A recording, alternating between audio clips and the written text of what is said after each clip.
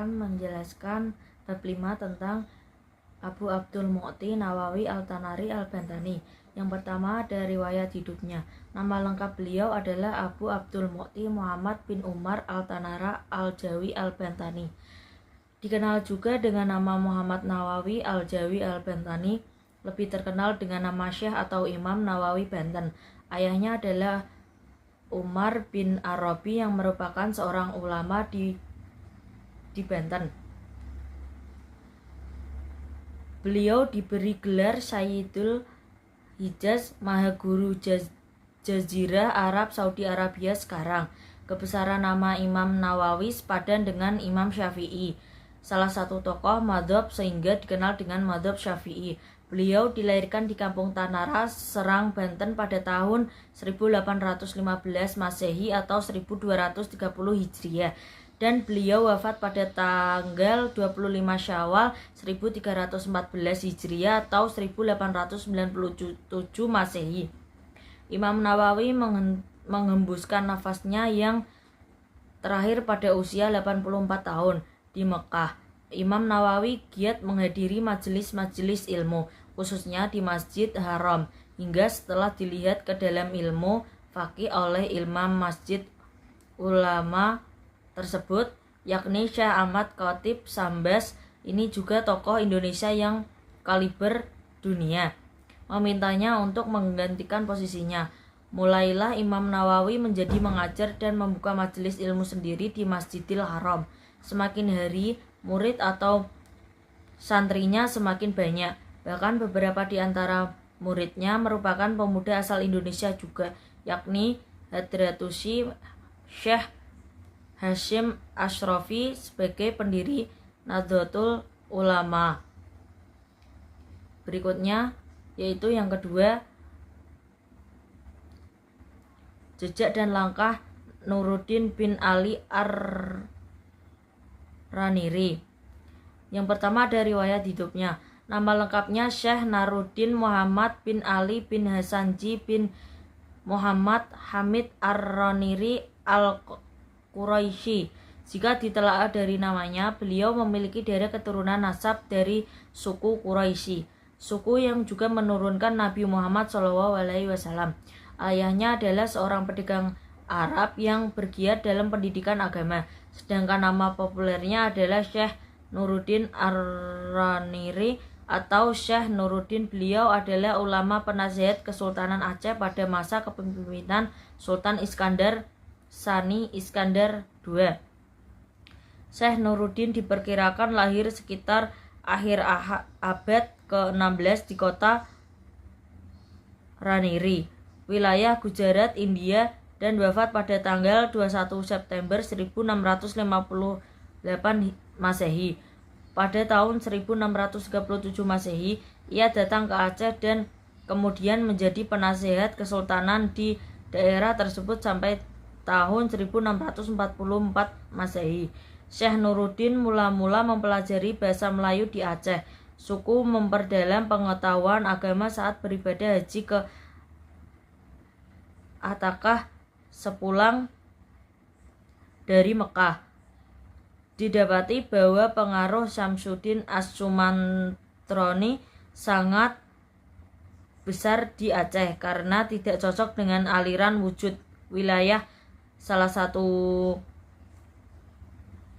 aliran Syekh Nuruddin pindah ke Semenanjung Malaka untuk memperdalam ilmu agama dan bahasa Melayu. Sekian dari saya. Wassalamualaikum warahmatullahi wabarakatuh. Jadi saya akan memberikan storytelling mengenai Syekh Nuruddin bin Ali Ar-Raniri. Syekh Nuruddin Ar-Raniri seorang ulama terkemuka dan penasihat Kesultanan Aceh. Nama lengkapnya adalah Syekh Nuruddin Muhammad bin Ali bin Hasanjin bin Muhammad Hamid Araniri Al-Quraisy. Berdasarkan silsilahnya, beliau berasal dari suku Quraisy, satu suku dengan Nabi Muhammad SAW. Ayahnya adalah seorang pedagang Arab yang terlibat dalam pendidikan agama, dikenal sebagai Syekh Nuruddin Araniri. Ia adalah seorang ulama terkemuka dan penasihat Kesultanan Aceh, khususnya pada masa pemerintahan Sultan Iskandar Sani. Syekh Nuruddin lahir sekitar abad ke-16 di Ranir, Gujarat, India, dan meninggal pada 21 September 1658. Ia tiba di Aceh pada 1637 dan kemudian menjadi penasihat Sultan menjabat hingga tahun 1644. Syekh Nuruddin awalnya belajar bahasa Melayu di Aceh, kemudian memperluas ilmu agamanya saat menunaikan ibadah haji ke Makkah. Sekembalinya, ia melihat pengaruh signifikan Syamsuddin As-Sumatrani di Aceh. Karena perbedaan wujudiyah Dr. Sufi, Syekh Nuruddin kembali ke Semenanjung Malaya untuk menyebarkan ilmu agama dan bahasa Melayu. Keahlian Syekh Nuruddin tidak terbatas pada satu bidang saja. Pengetahuannya meluas ke sejarah, politik, filsafat, jurisprudensi, dan banyak lagi. Dia menulis sekitar 30 karya yang memberikan kontribusi besar terhadap beasiswa Islam. Pada tahun 1637 Masehi, ia kembali ke Aceh dan tinggal selama 7 tahun. Saat itu, Syekh Syamsuddin As-Sumatrani telah meninggal. Berkat keluasan pengetahuannya, Sultan Iskandar Sani mempercaya untuk mengisi jabatannya tinggal oleh Syamsuddin. Karya tulis Syekh Nuruddin menulis beberapa buah kitab, di antaranya Al-Sirat Al-Mustaqim, Lataif Al-Asrar, Hil Al-Zil, dan Syifa Al-Qulub, dan lain-lain. Sekian dari saya. Wassalamualaikum warahmatullahi wabarakatuh. Assalamualaikum warahmatullahi wabarakatuh. Kali ini saya akan menceritakan storytelling tentang jejak dan langkah Syekh Abdus Somad Al-Palimbani. Yang pertama itu ada riwayat hidupnya. Syekh Abdus Somad lahir di Palembang pada tahun 1704 Masehi dan wafat pada 1789. Beliau mendapatkan pendidikan dasar dari ayahnya di Palembang, lalu melanjutkan ke Kedah, Malaysia, dan Patani, Thailand Selatan sebelum belajar ke Arab. Nama lengkapnya ada 3 versi: Abdus Somad Al-Jawi Al-Palimbani, Abdus Somad bin Abdullah Al-Jawi Al-Palimbani, dan Syahid Abdus Somad bin Abdurrahman Al-Jawi. Telah dapat contoh dari Syekh di Makkah dan Madinah. Syekh Abdus Somad terus belajar dari berbagai ilmu dari guru-guru besar. Meskipun demikian, beliau tetap memperhatikan perkembangan sosial dan agama di Indonesia. Syekh Abdus Somad memiliki beberapa kitab penting, termasuk Hidayatus Shaliqin dan Syiarus Salikin yang merupakan penjelasan dari karya Imam Al-Ghazali. Beberapa karya meliputi 1. Zahratul Murid fi Bayan Kalimat Al-Tauhid, Hidayatus Shalikin fi Suluki Maslakil Muttaqin, Syiarus Salikin ila Ibadat Rabbil Alamin, Nasihatul Muslimin wa Tazkiratul Mu'minina. Syekh Abdus Somad Al-Palimbani dikenal sebagai ulama Nusantara yang disegani sebagai memiliki kontribusi besar dalam penyebaran dan pengembangan agama Islam di Indonesia. Sekian dari saya. Wassalamualaikum warahmatullahi wabarakatuh. Tokoh kelima yaitu Syekh Abdul Rauf bin Ali Al-Singkili. Nama lengkapnya Aminuddin Abdul Rauf bin Ali Al-Jawi Sumal Fansuri As-Singkili. Adalah ulama besar Aceh yang lahir sekitar tahun 1615 Masehi di Singkili dan wafat tahun 1693 Masehi di Kuala Aceh. Ia sangat berpengaruh dalam penyebaran agama Islam di Sumatera dan Nusantara. Meskipun ada beberapa pendapat yang menyebutkan asal-usul keluarganya dari Arab atau Persia, hal ini belum dipastikan karena kurangnya bukti sejarah. Ada pula pendapat yang menyatakan ia berasal dari etnis Minang Pesisir atau Batak Singkil. Pendidikannya diperoleh dari ayahnya, ulama-ulama di Fansur dan Banda Aceh, serta ulama-ulama di Timur Tengah, dan setelah menunaikan ibadah haji. Gelar Tengku Syekh Kuala atau Syekh Ulama di Kuala juga disematkan kepadanya. Syekh Abdul Rauf setelah kembali ke Aceh sekitar tahun 1662 Masehi mengajarkan dan mengembangkan tarekat Syatariah. Banyak muridnya berasal dari Aceh dan wilayah Nusantara lainnya. Beberapa di antaranya menjadi ulama terkenal seperti Syekh Burhanuddin Ulakan, dan Syekh Abdul Muhyi Pamijahan. Peran Syekh Abdul Rauf sebagai rujukan penting untuk dakwah di Nusantara, menjadikan Aceh sebagai poros peradaban Islam di Kepulauan Indonesia, tempat persinggahan calon jemaah haji. Murid-muridnya seperti Syekh Burhanuddin Ulakan yang mendirikan surau di Ulakan serta belajar di Aceh dan Tanah Suci, dan Syekh Abdul Muhyi yang berdakwah di Jawa Barat setelah belajar di Aceh. Melanjutkan penyebaran ajaran Islam termasuk tarekat Syatariyah. Tokoh lain yang melanjutkan dakwah dan pengembangan keilmuan adalah Abdul Malik bin Abdullah dan Dawud Al-Jawi Ar-Rumi. Dawud Al-Jawi yang diduga berasal dari Turki menjadi wakil utama tarekat Syatariyah setelah wafatnya Syekh Abdul Rauf. Syekh Abdul Rauf Singkil memiliki banyak karya tulis yang dipublikasikan, sebagian melalui murid-muridnya. Menurut Azyumardi Azra, beberapa karya pentingnya antara lain Tarjuman Al-Mustafid yang berisi tafsir Al-Quran pertama dalam bahasa Melayu, terjemahan hadis Arba'in karya Imam Al-Nawawi, Mawaiz Al-Badi yang berisi nasihat, dan Kifayat Al-Muhtaj ila Masriyah Al-Muwahhidin Al-Qailin Biwahdatil Wujud yang berisi tentang konsep wahdatul wujud. Karya besarnya adalah Tarjuman Al-Mustafid, yaitu tafsir Al-Quran pertama dalam bahasa Melayu yang dipengaruhi karya Abdullah bin Umar bin Muhammad Syairazi Al-Baidawi. Karya-karyanya juga menjadi bacaan penting bagi ulama dan sultan Melayu, dan sering memanfaatkan sastra sebagai media penyebaran gagasan sufistik seperti syair ma'rifat. Selanjutnya, tokoh keenam yaitu Mbah Soleh Darat atau nama lengkapnya Al-Alim Al-Alama Asy-Syaikh Muhammad Soleh bin Umar Al-Samarani Al-Jawi Asy-Syafi'i. Lahir sekitar tahun 1820 Masehi di Desa Kedung Cumpleng, Mayong, Jepara. Ada sumber lain yang menyebutkan di Dukuh Kedung Cumpleng, Desa Ngeroto, Mayong, Jepara, dan wafat di Semarang pada 28 Ramadan tahun 1321 Hijriah atau 18 Desember 1903 Masehi. Ia dikenal sebagai ulama besar Jawa, putra Kiai Umar, seorang pejuang dan kepercayaan Pangeran Diponegoro.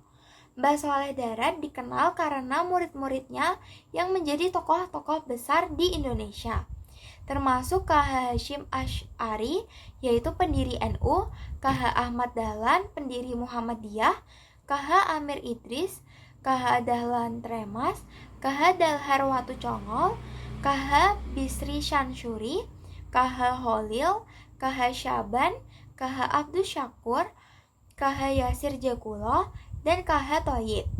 Ia juga mengajar di Mekah dan murid-muridnya berasal dari seluruh dunia.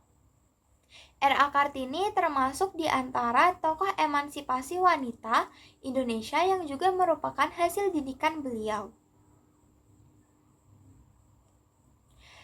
Kiai Soleh Darat mendalami ilmu di pesantren dan berguru kepada banyak ulama masyhur di Nusantara, termasuk KH M. Sahid atau murid Syekh Ahmad Kutamakin, serta ulama-ulama lain seperti KH Syahid Waturoy, KH Muhammad Saleh Asnawi, KH Haji Ishak Damaran, KH Abu Abdillah Muhammad Hedi Baguni, KH Ahmad Bafaki Ba'alawi, dan KH Abdul Ghani Bima.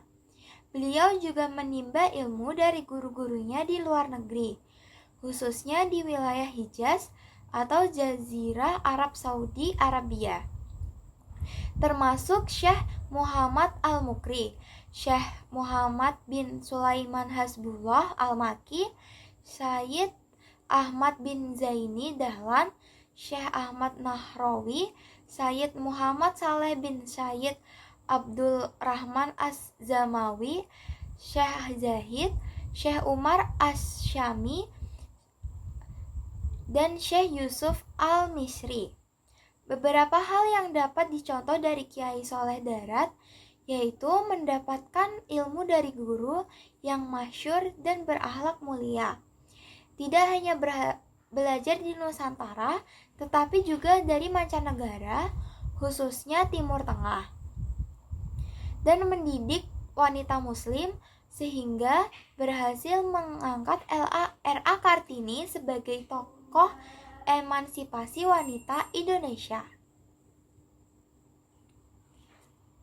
Syekh Kiai Soleh Darat merupakan ulama produktif. Beberapa karyanya meliputi kitab Munjiyat yang berisi tasawuf dan ringkasan Ihya Ulum Ad-Din, kitab Syarah Kitab Al-Hikam yang berisi tasawuf dan penjelasan Kitab Al-Hikam, Mursyid Al-Wajiz yang berisi tasawuf dan akhlak, Minhaj Al-Atqiya yang berisi tasawuf dan akhlak, Kitab Hadis Al-Mi'raj yang berisi perjalanan Nabi Muhammad menerima perintah sholat fardu, Faid Ar-Rahman fi Tarjamah Tafsir Al-Qalam Al-Malik Al-Dayan yang berisi tafsir pertama di Nusantara dalam bahasa Jawa dan dihadiahkan kepada R.A. Kartini, dan kitab Majmu'ah Al-Syariah Al-Kafiyah li Al-Awam yang berisi tentang haji. Warahmatullahi wabarakatuh. Perkenalkan, nama saya Muhammad Rayal Bayaki. Nah, di sini saya akan storytelling mengenai tentang Hamzah Al-Mansuri. Selamat menonton. Nah, kali ini saya akan storytelling tentang beliau Syekh Hamzah Mansuri. Yang pertama ada riwayat hidup. Syekh Hamzah Mansuri adalah seorang tokoh sufi dan penyair besar di Nusantara yang berasal dari Fansur Barus, Sumatera Utara. Ia dikenal sebagai figur penting dalam perkembangan sastra Islam di wilayah Nusantara, khususnya dalam bentuk puisi Melayu dan karya sufistik. Hamzah Mansuri menguasai berbagai bahasa termasuk Arab dan Persia yang memengaruhi gaya bahasanya dalam menulis puisi. Beliau hidup pada masa Kesultanan Aceh sekitar abad ke-16 dan banyak menghabiskan waktu dalam perjalanan untuk mencari ilmu. Kedua, teladan yang dapat dicontoh Syekh Hamzah Mansuri. Nah, Syekh Hamzah Mansuri ini dikenal sebagai tokoh yang berkontribusi dalam penyebaran ajaran Islam melalui sastra. Beliau banyak membuat puisi yang menggambarkan nilai-nilai keislaman dengan bahasa yang indah dan penuh makna. Di samping itu, Hamzah Mansuri juga menggunakan bahasa Melayu dengan kreatif, memperkaya kosakata dan idiom dalam karya-karyanya. Nah, yang ketiga, karya-karyanya Hamzah Mansuri. Nah, Hamzah Mansuri ini memiliki banyak karya sekali sastra dalam bentuk puisi dan prosa yang terkenal hingga saat ini. Karya-karya tersebut mencakup yang pertama ada kelompok puisi, yaitu ada syair burung unggas, syair dagang, syair perahu, syair si burung pipit, syair si pungguk, dan syair sidang fakir. Yang itu ada kelompok prosa, yaitu antara lain Asrar Al-Arifin, Saharab Al-Syakid, dan Kitab Al-Mutayyizinal Al-Muwahhidin. Ulama Nusantara lainnya yang berpengaruh yaitu yang pertama ada Syekh Muhammad Arsyad Al-Banjari, yang kedua ada Syekh Ahmad Khatib Al-Minangkabawi, yang ketiga Syekh Muhammad Yasin Al-Fadani, dan yang terakhir Syekh Sulaiman Ar-Rasul Al-Minangkabawi.